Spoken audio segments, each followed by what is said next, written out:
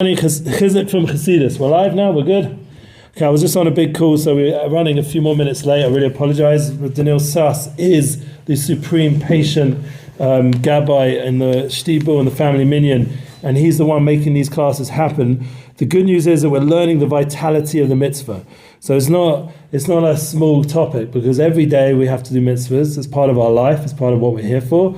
And we have to get into the panemius, the inner aspect of vitality. I'm just going to do my show because on a crazy call with all the different guys and energies going on, and try to keep it positive. Always about positivity. Yeah, we agree, Yossi? Always about positivity. Yeah, we got to keep it positive, because this Chassidus, really one of the most important statements I ever heard was from Manis Friedman, who definitely got it from the Rebbe, who got it from Masorah, from Chabad, which goes all the way back to the Baal Shem Tov, is the idea of asay tov. Just keep doing good, keep doing good. No matter what manir, whatever block, politics, whatever's going on, just keep doing good.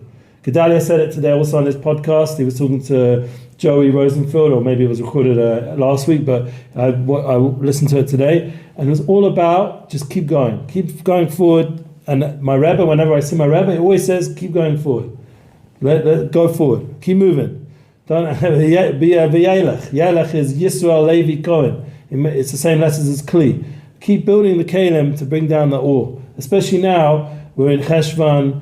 We already had Rosh Chodesh. I was personally in London last week. It was a crazy, smooth, beautiful trip. Like I couldn't have asked for a better trip, other than Mashiach himself coming and all my friends coming back to Eretz as well. Other than that, what actually took place was gewaldic and amazing, and in every way. So I have a big thank you Hashem, because often in life, when you get flights and you got a lot of logistics of moving around, we went from London to the beautiful place called the South Downs, and it was beautiful, like not normal. It's chalky mountains.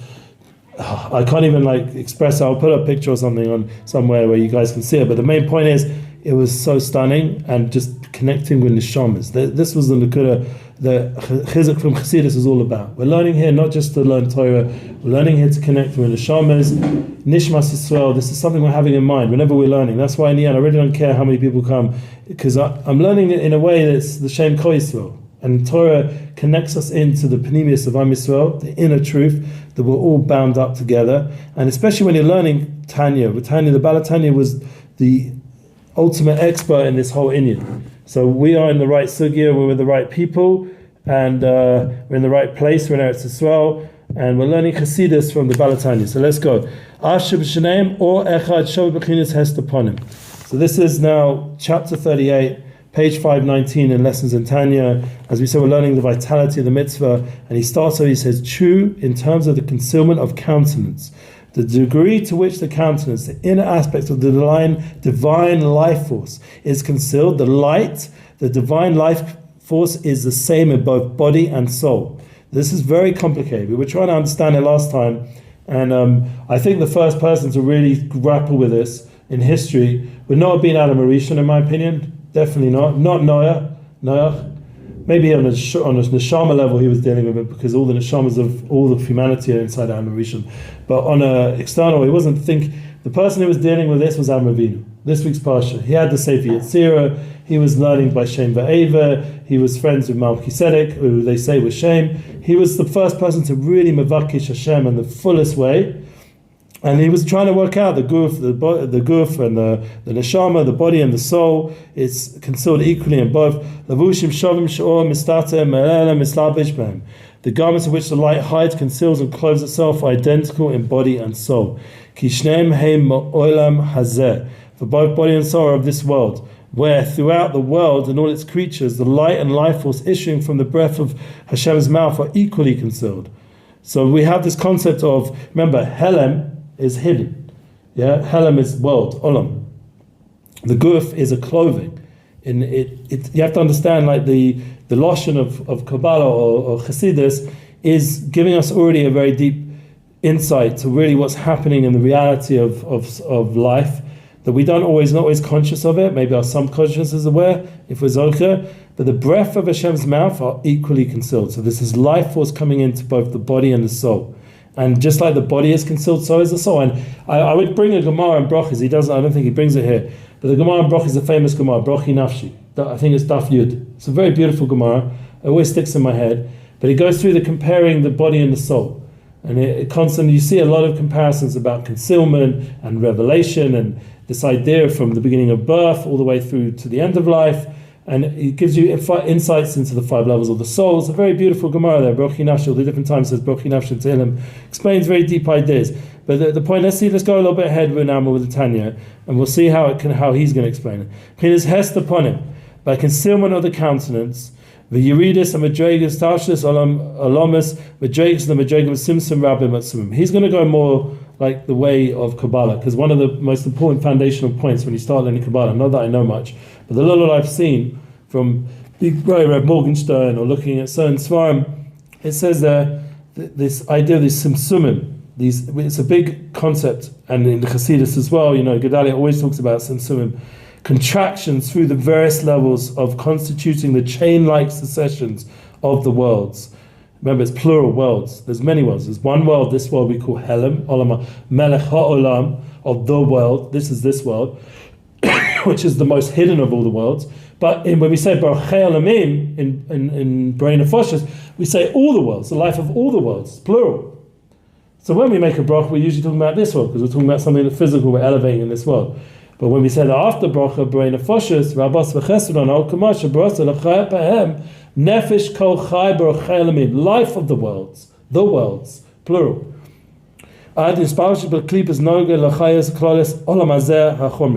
whole olam, the olam hazeh of this world, finally clothing itself in the klipas noga, which we've talked and mentioned many times. It's this translucent shell.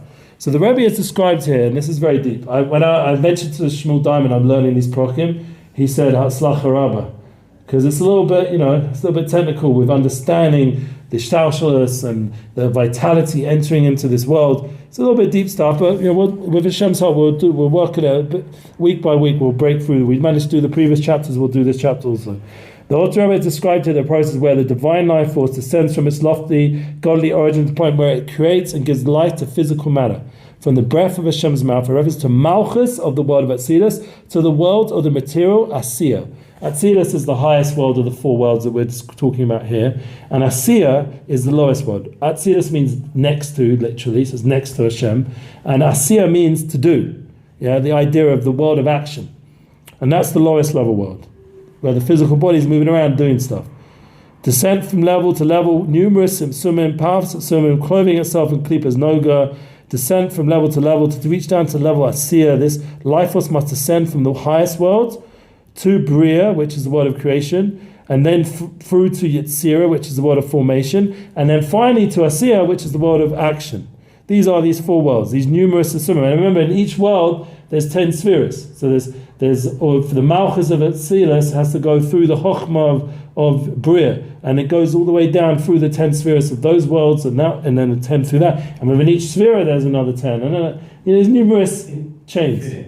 Huh? The 10s are infinite? Yeah, look, we know in coding and computer, the whole AI, everything's built off this code, which is 1 and 0, 1 and 0. So really, this concept of the 10 is really the Salam Alakim of Adam, and it has in it the power to create this whole technological world that we're in. I was wondering, did anyone notice when it said I in this week's Parsha, AI? Anyone think about that? Someone pulled it out in a podcast, just as Tyler, yes, he's a nice, I actually worked with him a little bit in the music world. But he mentioned it. AI is in the Parsha. They went past I with Adam Avinu, and also it's brought up later on in Tanakh. But the idea, we see that not everything that's technologically going on, when it says L'reshet again and again in Devarim, so my Chiddush is, it means the internet. It doesn't just mean to inherit the land, it means to inherit the internet. That's what Am Yisrael are going to do. We're going to elevate the internet also, that whole reality that's being created. We're not just going to elevate the Eretz Yisrael. We have to update the language of what we're dealing with. We're dealing with a whole AI, AR, VR, a whole world that's coming. We have to figure out how to elevate it.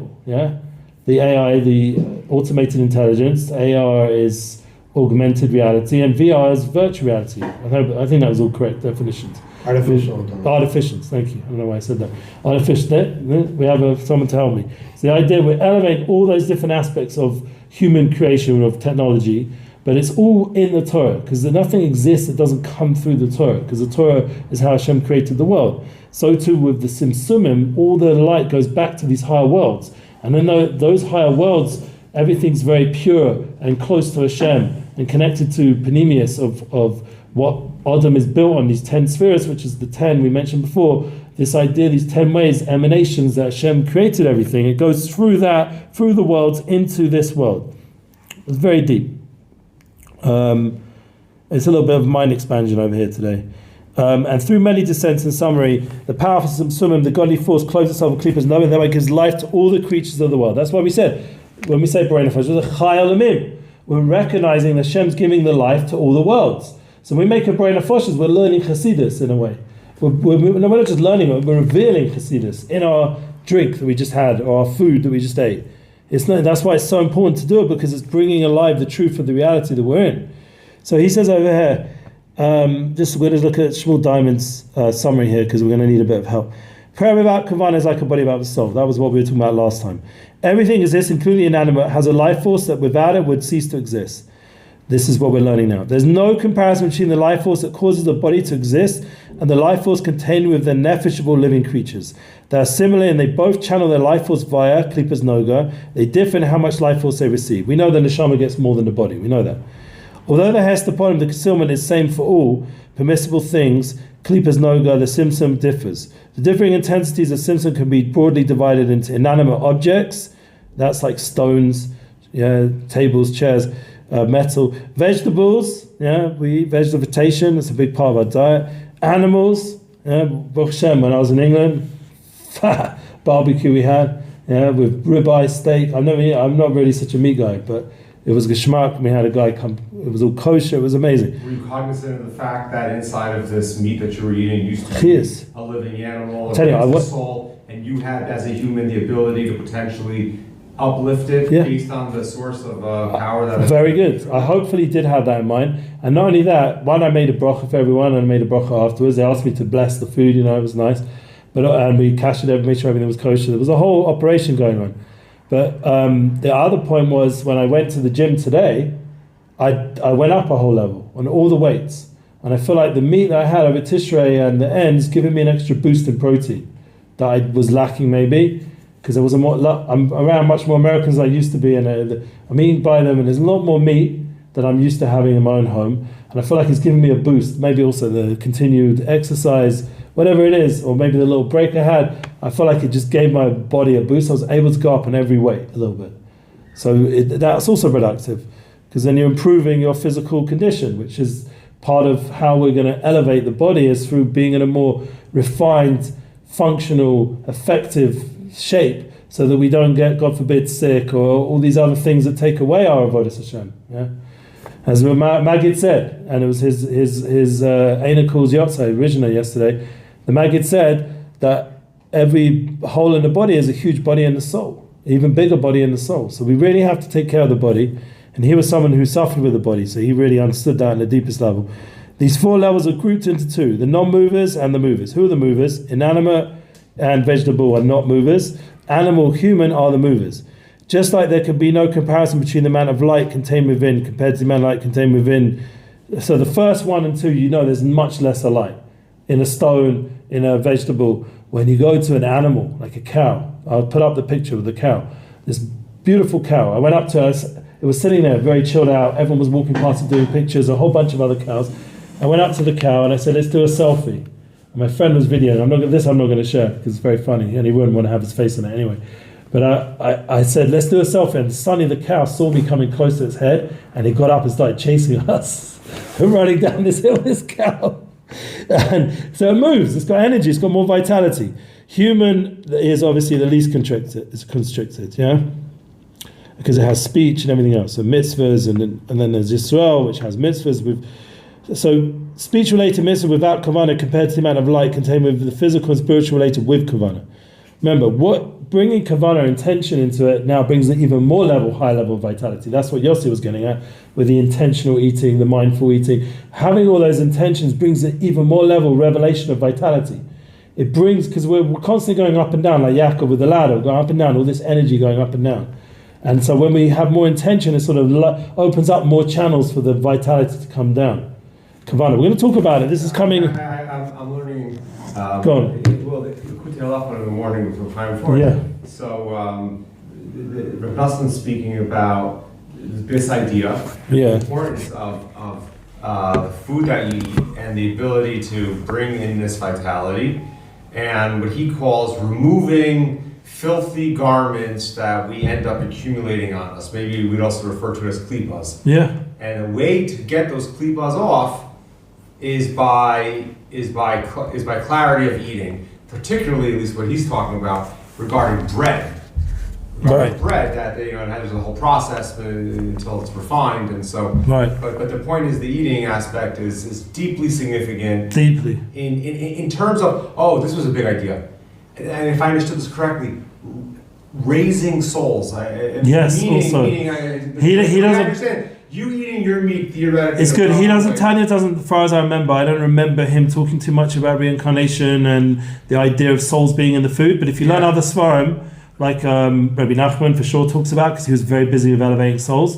But there's also other svarim that explain a bit more like simply, because Rabbi Nachman's like the highest. Is Shomer Munim, Taras HaKodesh, Taras HaShulchan, all the svarim of Aaron Roth, and he'll talk about how, for example, you can be megalgal into a chicken. So now if you're in the chicken, why? Because you didn't use your eyes properly. So now you have to look at these eggs.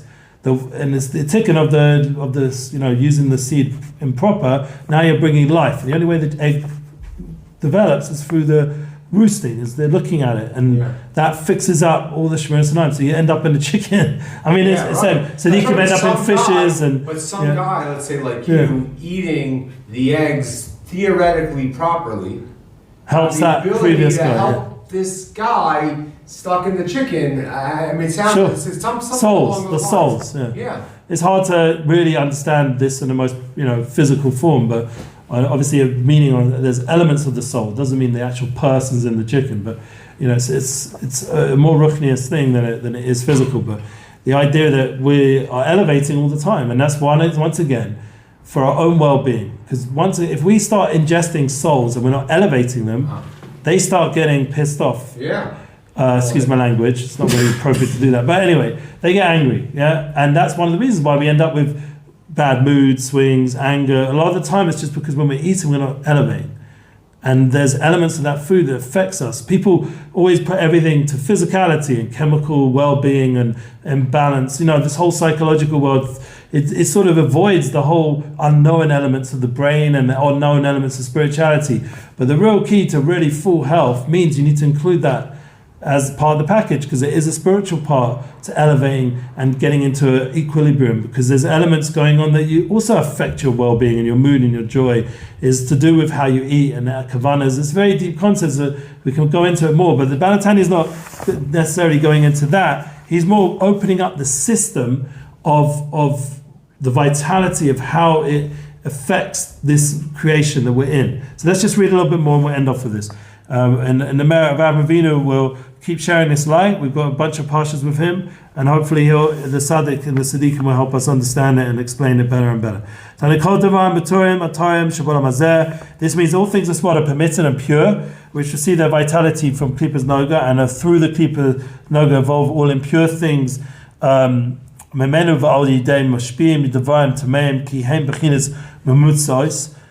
just the intermediary level. So the idea that if they evolve all impure feminids derive their vitality from the three impure klipot, because they also get their vitality. Where do they get it from? The trefa stuff. They get it from the three levels of klipot we learned about. The impure ones, the three impure klipot, they get their vitality over there. And so there's this intermediary level which is called klipa noga. That's the in-between level, the translucent shell. And like you said, we need to keep away those klipas, the impure ones, and we need to elevate this place of klipas noga, because this is ready for us to elevate.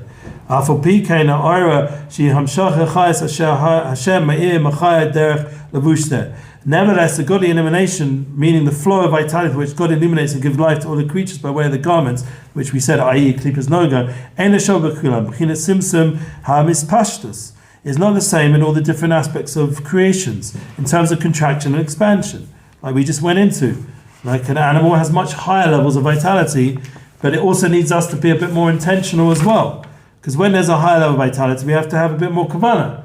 So when you're eating meat, that's why you don't just eat meat like I don't know, like an animal. You eat it with intention.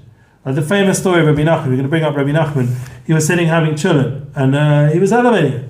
He went around Shabbos, and there was some people eating chulin fruit, and he looked through the window and he saw cows eating chulin with streimels on their heads.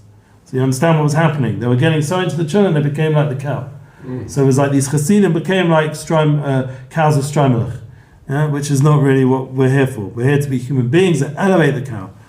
Okay, ki guf gashmi v'domim mamish kavonim v'afa, in the physical body of a living creature is absolutely inanimate, such as stones. So there's a high level of vitality, they're not even able to grow. Harahi b'china simsim godu asher ein kamo. The rare divine creative power is in a state of unparalleled contraction. So that's one of the powerful experiences. I don't know if you've been to mountains, but it's such an awesome sight, the beauty of it, but it's also very like grounding. Very grounding. You feel very grounded by this presence of tremendous physicality. You know, it's like this part of the reason why people get scared, you know, climbing a mountain, because you're in a place that's tremendously physical. Because it's so lacking that vitality that plants or animals or human beings even more have. So it's amazing, it's awesome, but it's also very grounding in its finality and its intensity of physicality of it. It has a tremendous unparalleled level of contraction. That they lack even the power of growth. And in vegetation, the ray is not so greatly contracted. Yeah, why? Because it can grow. This is what we're learning before in the summary. And interestingly, even the Daled aspects, these four aspects of inanimate, vegetation, animal, and man, all these four things, mineral, vegetable, animal, man, they also connect into the Daled Oses of the Shem Havaya. So really, they're also connected intrinsically to Ruchnius, on the intrinsic level. How would you work it out? Obviously, the Yud is animal, is human. The higher Hay is animal. The Vav is vegetation, and the lower Hay is inanimate. So really, these four categories receive its vitality from one of those four letters. So it just shows you, as physical as it seems a mountain, it's a lower Hay of the Shem Havaya means in the end it's still part of the Shem. It's still ultimately spiritual. So we'll end off with that. When we're talking about Chassidus, we're spiritualizing everything, even the most inanimate, stuck physical thing like a giant stone or a mountain, but it's really part of the Shem Havaya. It's part of Ruchnius. It all is part of Hashem's creation. And that was Avram Avinu's tremendous first opening to Hashem. When he looked at the creation and he saw that it's ultimately all godliness, that's how he opened up the path of Emunah for himself. When he was either 3, it says, or when he was, 30 or 90 or something. There's 3 different levels. The Rambam brings different ages where some say he had different levels of understanding. But whatever age it was, he experienced a growing awareness of Hashem Yisbarach. I had the same thing, thank God. It's about Tshuva. When I was 17, 18, I started opening up my mind more and more to the Niflos HaBoyre and to Ruchnius and how people are surrounded by light and divine providence. And the more I got into that, serendipity, the more I got into those concepts, the more I started connecting into Yiddishkeit until once I started learning Torah, so now it makes sense of it all. Now it gives it categorization, it gives it makoiris, it gives it sources. Now it connects into the Masorah of my people, my neshama. So this is the best place to be. We should be Zocheh Bez Hashem to reveal this light of Avram Avinu to the world. Thank you for the family meeting for hosting this, and we should be pleased God. We'll go weiter next week, Bez Hashem.